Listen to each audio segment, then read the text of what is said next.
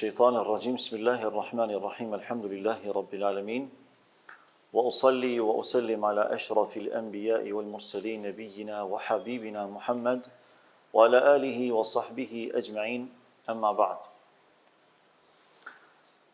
Vetëm Allahun e adhurojmë, vetëm atë falenderojmë dhe vetëm prej tij ndihmë dhe falje kërkojmë. Salavatet, selamet dhe përshëndetjet më të përzemërta dhe më të sinqerta, çdo herë dhe pa ndërprerje më të dashurit të Zotit, ja adresojmë Muhammed Mustafa alayhi salatu wassalam, familjes së tij, shokëve të tij dhe gjithë pasuesve të traditës së tij deri në ditën kur nuk do të ekzistojë më kjo gjësi.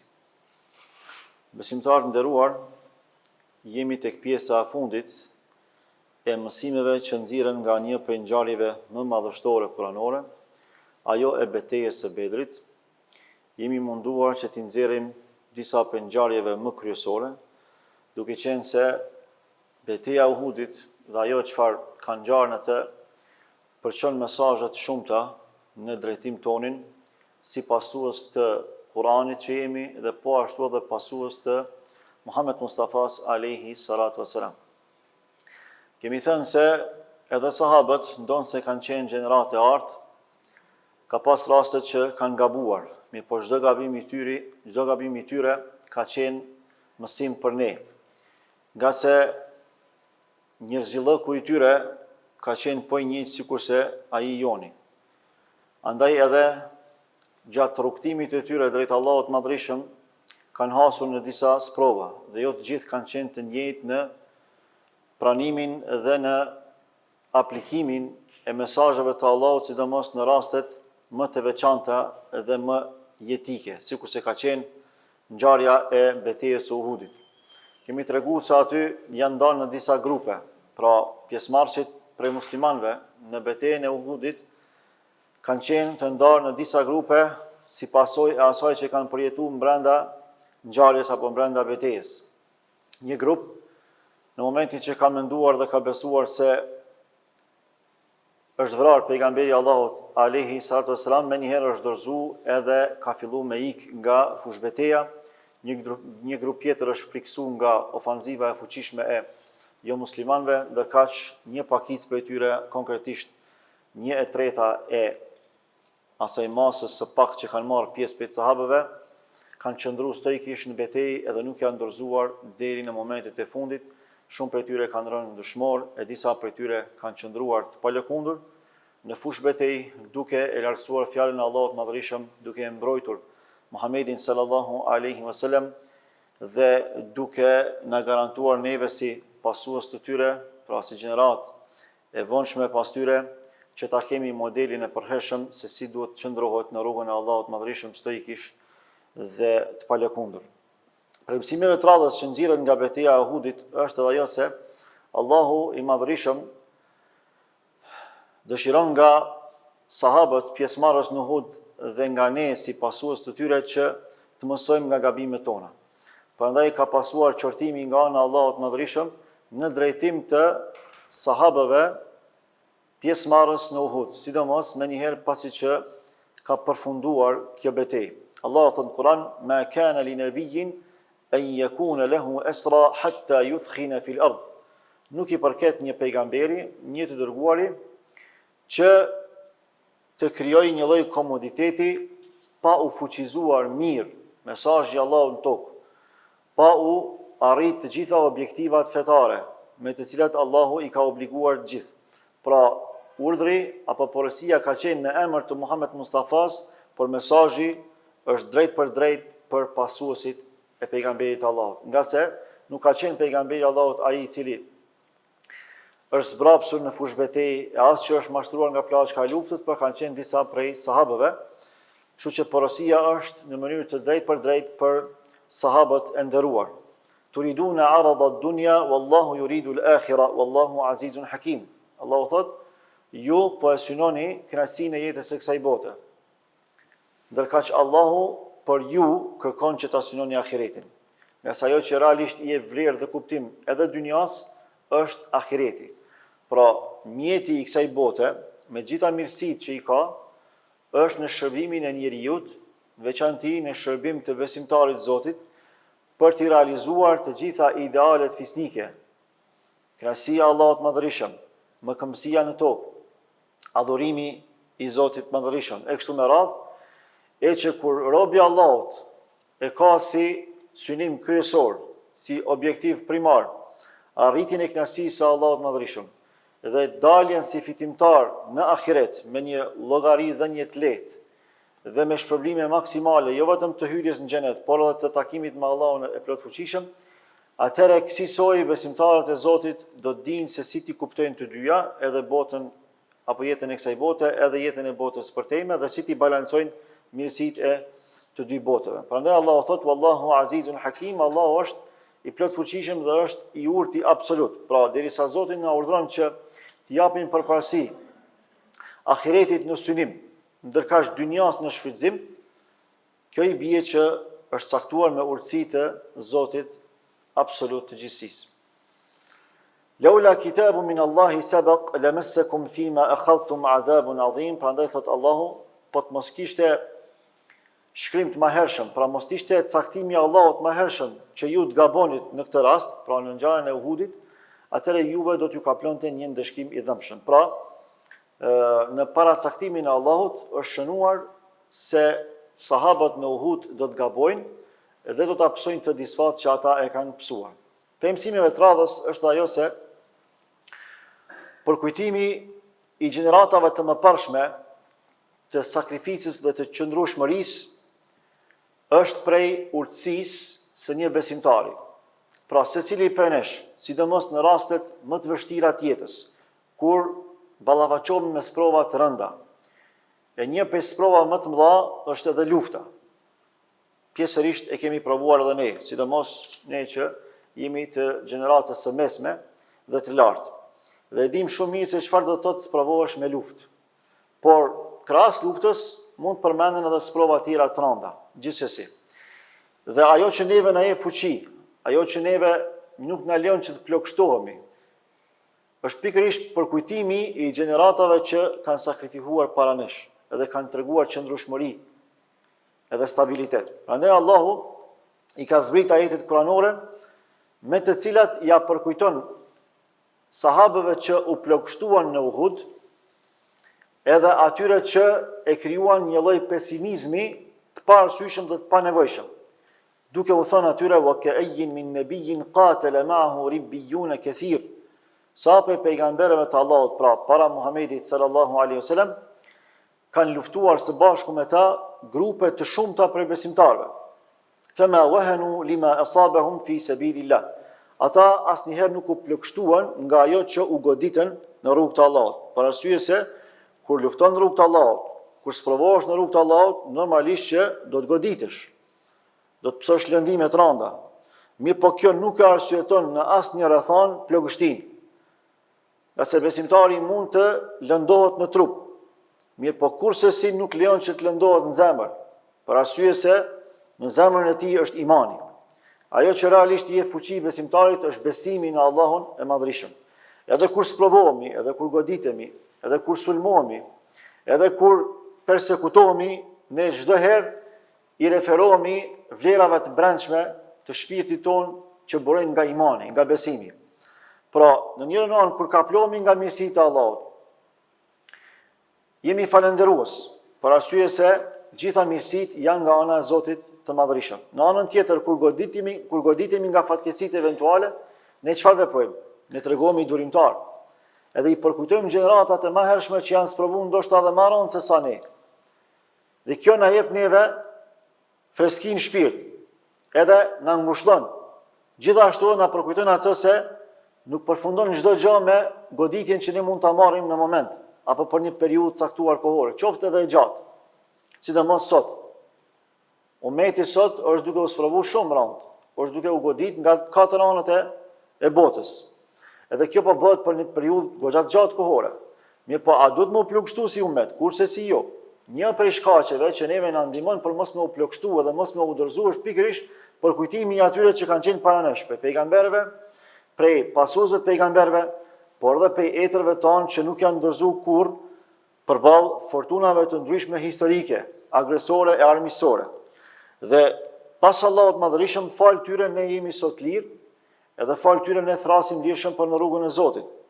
Pra ajo që i ka frymëzuar ata, edhe nuk ka leju që ata më udhërzu, ka qenë pikërisht përkujtimi i sakrificës dhe i qëndrueshmërisë para ardhësve tyre. Prandaj Allahu përmes këtyre ajeteve kuranore i freskon zemrat e besimtarëve në përgjithësi e të atyre që psuan disfat në Uhud në veçanti. U thotë wa ka'ayyin min nabiyyin qatala ma'ahu ribbiyun kathir. Sa për pejgamberëve të Allahut kanë luftuar krahas me ta, krah për krah me ta, shumë prej besimtarëve të Zotit. Fama wahanu lima asabahum fi sabilillah.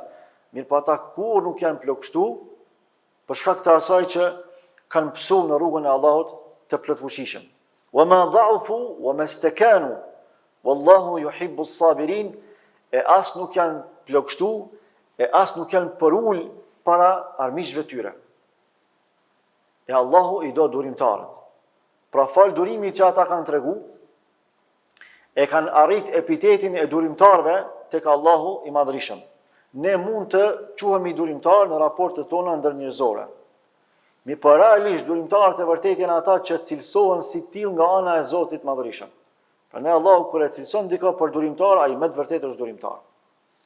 E kush janë shkaqet që realisht dëshmojnë se ne jemi durimtar të vërtet? Janë pikërisht provat, sidomos ato të kategorisë më të rëndë, sikurse është lufta, sikurse është mbrojtja e jetës, e fesë, e familjes, e pasurisë, me jetë, me familje, me pasuri, me çdo gjë që ne i kemi në posedim.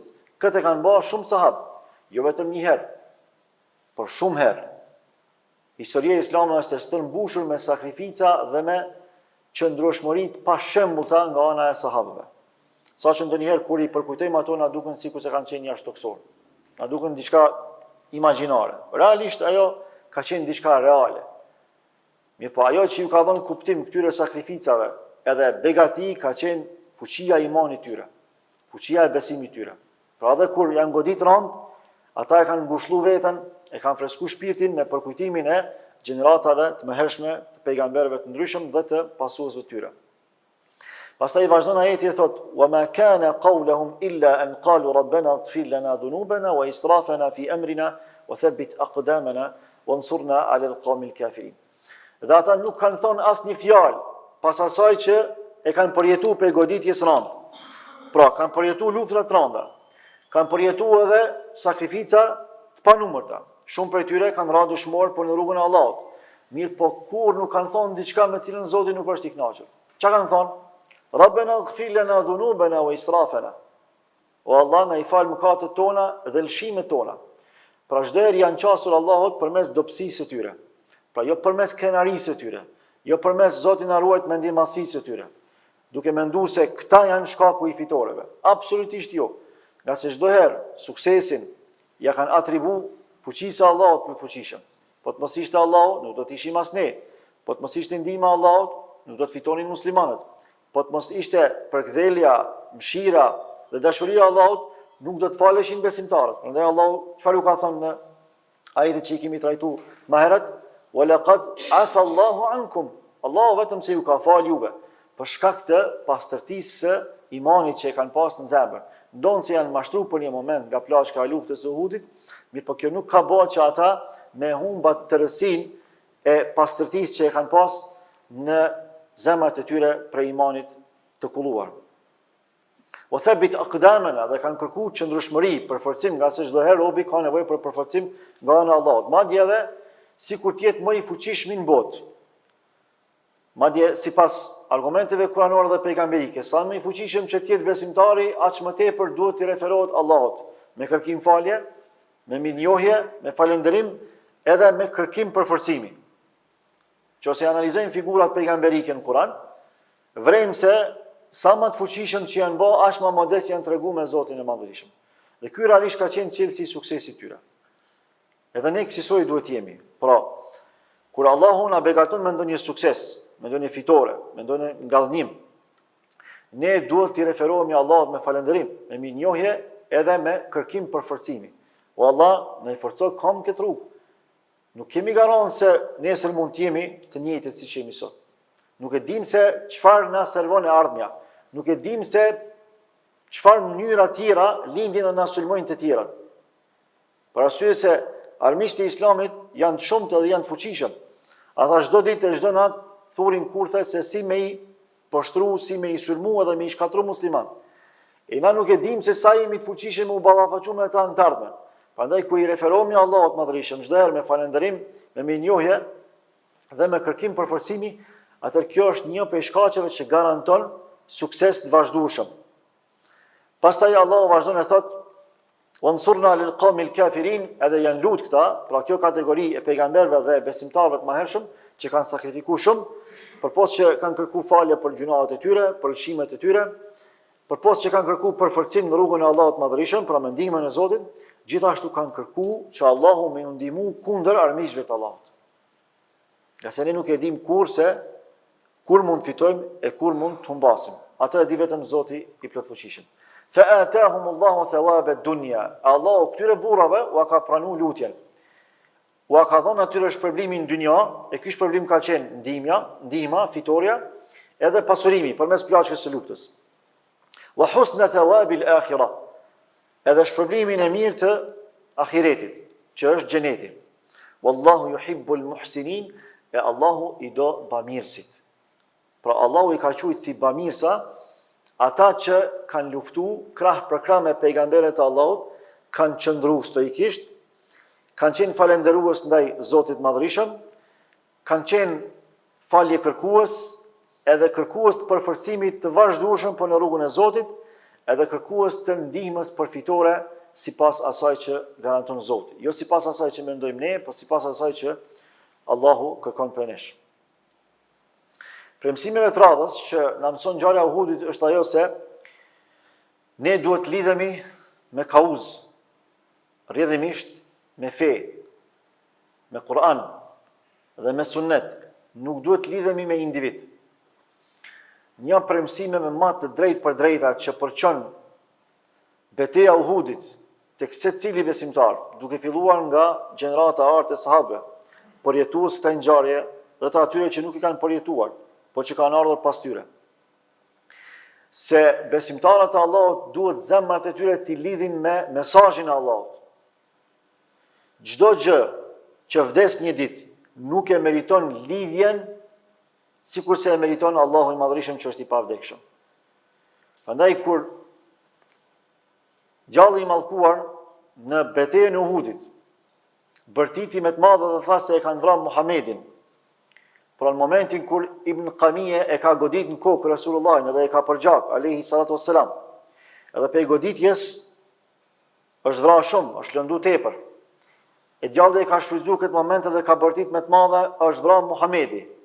Në ato momente edhe vetë ky kriminal ka menduar që e ka vrarë pejgamberin e Zotit, edhe ka bërtit me të madhe. O Quraysh, unë e vrava Muhamedin. Disa prej besimtarëve u plagështuan më njëherë. Sa që u detyru Musab ibn Umeri më u kthy edhe njëherë, me riorganizu ushtrinë e vetë, edhe pse të gjithë kanë menduar se për një mend e kanë vrarë Muhamedin në Uhud sallallahu alaihi wasallam. Atëherë Allahu i ka zbritur ajetet kuranore. Wa ma kana Muhammedun illa rasul qad khalat min qablihi ar-rusul. Nuk ka qenë Muhamedi vetëm se i dërguari i Allahut. Qad khalat min qablihi ar-rusul, edhe pejgamberët para tij kanë vdekur, janë tretë, e kanë kryer misionin e tyre. Afa in mata aw qutila inqalabtum ala aqabikum? A nëse vdes pejgamberi apo vritet nga dikush, ju i ktheni origjinës së mosbesimit të dikushëm, pra ja ktheni shpinën Allahut, ja ktheni shpinën fesë Allahut. Një gjë e tillë nuk lejohet. Pra nëse nuk është leju për sahabët që me e lidh zemrën e tyre me Muhammed Mustafan alayhi salatu wassalam, qysh nuk duhet me lidh. Edhe nuk ka leju Allahu që me individualizu kauzën, si është fjala me individ kohës sotme. Pra nëse dikush ju prin muslimanëve për një kauzë caktuar, të ndërtuar mbi Kur'an dhe mbi Sunet, edhe ai individ nesër mund të plagështohet, mund vdes apo mund vritet. Kjo nuk do të thotë që merr fund kauza. Pejgamberi Allahut ka vdek, mirë po kauza ka mbet. Pejgamberi Allahut e ka përfundu misionin e tij. Mi po ne duhet me vazhdu misionin e pejgamberit Allahut. Prandaj Allah nuk ka leju që na me i lidh zemrat tona me individ caktuar, qofshin edhe pejgamberët Allahut që janë më të mirët e njerëzimit, më tepër se sa që duhet me i lidh. Prandaj i ka qortu sahabët në Hud që kur kanë dëgjuar që e kanë vrarë Muhamedin, e kanë ndërzu luftën. Nuk ka leju një gjë të tillë me ndodh. Edhe ju ka qortu, i ka thonë se nëse vdes pejgamberi, a ju duhet m'ia kthy shpinën Allahut? A duhet m'ia kthy shpinën fesë Allahut? Kurse si jo. O me yanqalib ala aqibaihi falan yadur Allah shay'a. Kushdo që ja kthen shpinën fesë Allahut, rrugës së Allahut, pejgamberit Allahut, mos mendoj që mundet me i bë dëm Allahut.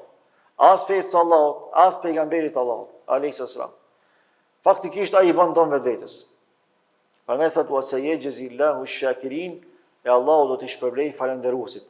Ata që kanë qëndruar stoikisht duke qenë falënderues dhe mirënjohës ndaj Allahut, sidomos në periudhat dhe situatat më të vështira tjetër, sikur se kanë qenë periudhat e luftrave e konkretisht ajo e Uhudit që nuk ka qenë e lehtë. Për mësimeve të radhës është ajo se kthimi tek Allahu para ndërmarrjes së shkaqeve, si dhe pas ndërmarrjes së shkaqeve, është detyrë e secilit besimtar. Një prej shkaqeve të suksesit në jetë është kur ne, pasi që i ndërmarrim shkaqet e nevojshme për me realizu diçka, i kthehemi Allahut me përgjërim. Pejgamberi i Zotit sallallahu alaihi wasallam, sikur se transmeton Imam Ahmedi, tregon e thotë se është kthy ka sahabët para se në fillu betejë e Uhudit, edhe ju ka thonë istawu hatta uthniya ala rabbi azza wa jall. Thotë rregulloni safat, rreshtohuni mirë, ndërkaq unë do ta madhëroj, do ta lavdëroj Allahun e madhërisëm. Edhe ka fillu me këto dua, me këto lutje që unë po du me i lexu edhe me i spjegu para jush, me tregu se sa e rëndësishme është me u kthy Allahut plotfuqishëm, sidomos në raste të vështira të jetës, pasi që ndërmirën shkaqet e nevojshme. Allahumma lakal hamdu kullu, o Allah, ty të përket lavdi i tërësishëm. Allahumma la qabida lima basatta wa la basita lima qabadta. O Allah, nuk ka kush që mundet me marrë ata që ti e lënë, dhe nuk ka kush që mundet me lënë ata që ti e merr. Wala hadiya liman adlalta wala mudilla liman hadait. As ka udhëzues për atë që e ke lënë devijim, e as ka devijues për atë që e ke lënë udhëzim. Wala mu'tiya lima mana'ta wala mani'a lima a'tait. S'ka kush që e pengon, s'ka kush që e jep atë që ti e ke pengu, edhe s'ka kush që e pengon atë që ti e jep. Wala muqarriba lima ba'adta wala mub'ida lima qarrab. S'ka kush që afron dikë apo diçka nëse ti e ke largu, edhe s'ka kush që mund të me largu dikë apo diçka nëse ti e ke largu, nëse ti e ke afru. Allahumma bsut alejna min barakatika wa rahmatika wa fadlika wa rizqik. O Allah, na jep neve prej bereqeteve tua, prej rahmetit tënd, prej vlerës, prej mirësisë sate dhe prej rizkut tënd. Allahumma inni as'aluka an-na'im al-muqim alladhi la yahulu wa la yazul. O Allah, kërkoj prej teje mirësi përhershme, të vazhdueshme, të qëndrueshme, që nuk lëviz dhe nuk shuhet. Pra nuk ndryshon edhe nuk shuhet, ajo mbetet. Allahumma inni as'aluka al-auna yawm al-'ila wal-amna yawm al-khawf. O Allah, kërkoj prej teje ndihmë në vështirësi edhe siguri në frikë. Allahumma inni a'idhun bika min sharri ma a'taytana wa sharri ma mana'tana. O Allah, kërkoj prej teje që të na mbrosh nga ligësia e asaj që na ke dhënë dhe nga ligësia e asaj që s'na ke dhënë. Allahumma habbib ilayna al-imana wa zayyinhu fi qulubina. O Allah, na bëj të dashur në zemrat tona imanin, besimin, dhe zbukuroj atë në zemrat tona. Wa karrih ilayna al-kufra wal-fusuqa wal-isyan. Dhe na bëj të urrejtur kufrin, mosbesimin, fiskun apo prishjen, shturjen dhe kundërshtimin, isyanin, wa ja'alna min ar-rashidin, edhe na bëj prej të pjekurve. Allahumma tawaffana muslimin wa ahyina muslimin wa alhiqna bis salihin. O Allah, na mundëso që të vdesim si musliman, të jetojmë si musliman dhe të bashkohemi me njerëz të mirë, pra kur të vdesim dhe të takohemi me Allahun e Madhërisëm. Ghayra khazaya wala maftunin, si të pashterun, si të pashuar dhe si të pasprovuar apo si të parën në sprovat e Allahut Madhërisht, si të pa dështuar. Allahumma qatilil kafarat alladhina yukadhibuna rusulak, o Allah, vriti, shkatroi përgënjeshtruesit e pejgamberëve tu, wa yasudduna an sabilik, dhe ata që pengojnë për në rrugën tënde, waj'al alehim rijzaka wa adhabak, edhe zbrite mbi ta ndëshkimin tënd të rrept. Allahumma qatilil kafarat alladhina utul kitaba ilahul haq, o Allah, vraj ata të cilat i ke dhënë libër, pra dhe i kanë përgënjeshtruar se kanë besu, e ti e Zoti i vërtet. Gjithashtu prej mësimeve të radhës është edhe ajo se vlera e Uhudit është e madhe. Vlera e kodrës së Uhudit është e madhe, sikur se tregon transmetimi nga Enes ibn Malik, sahabiu i nderuar, i cili tregon se kur i është afruar pejgamberi Allahut Uhudit, ka thonë: "Hadha jabalun yuhibbuna wa nuhibbuhu." Uhudi është kodër që na do neve edhe ne e duam atë.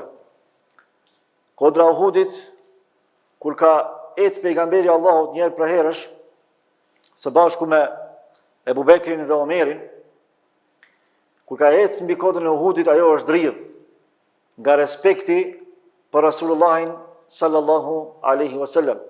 Sa që është fiksu Omeri, pra është dridh shumë kodra Uhudit, pejgamberi Allahut alaihi salatu wasalam i ka thonë: "Qetësoju o Uhud, se mbi teje është pejgamberi Allahut dhe janë dy shahidët."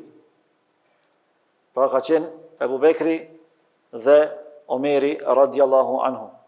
Pastaj pe vlerës së Uhudit është gjithashtu se afër sa janë të varrosur edhe dëshmorët e Uhudit, për ata që kemi përmend pak a shumë javët e kaluara. Sa që Rasulullahi sallallahu alaihi wasallam ka thonë: "Sa herë që të shkoni dhe ta vizitoni Uhudin, shkoni dhe jepni selam shahidave të Uhudit deri në ditën e gjykimit."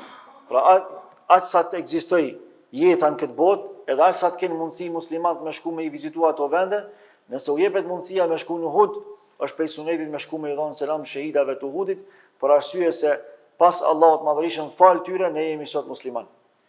Fal sakrificës tyre ka shpëtuar jeta Muhamedit sallallahu alaihi wasallam. Fal sakrificës tyre është ruajtur madhështia e Islamit. Fal sakrificës tyre ne sot e përçojmë mesazhin e Allahut në të gjithë globin. Prandaj edhe është prej sunetit me thonë, pra kur i vizitojmë muslimanët apo varrezat e besimtarëve në përgjithësi: "Assalamu alaikum ahla ad-diyari min al-mu'minina wal-muslimin wa inna insha Allahu bikumul lahiqun. Nes'alullaha lana wa lakumul afiya." Paqja, mëshira dhe bekimi i Allahut qoftë mbi ju, o ju banor të varrezave, pra prej besimtarëve dhe muslimanëve në përgjithësi. Edhe ne shumë shpejt do t'ju bashkangjitemi juve, kërkojmë prej Allahut si për ne si për ju falje.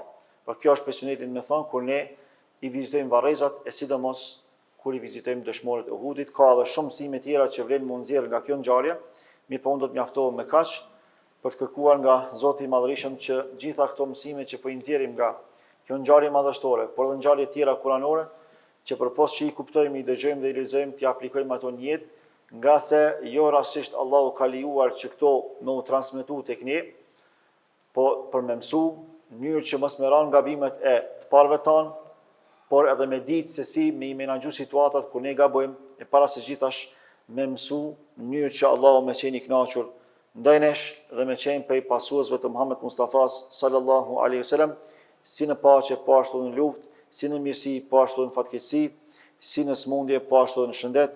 Aqulu qawli hadha wa astaghfirullaha li wa lakum wa li sa'iril muslimina min kulli dhanbin fastaghfiruhu innahu huwal ghafurur rahim walhamdulillahi rabbil alamin.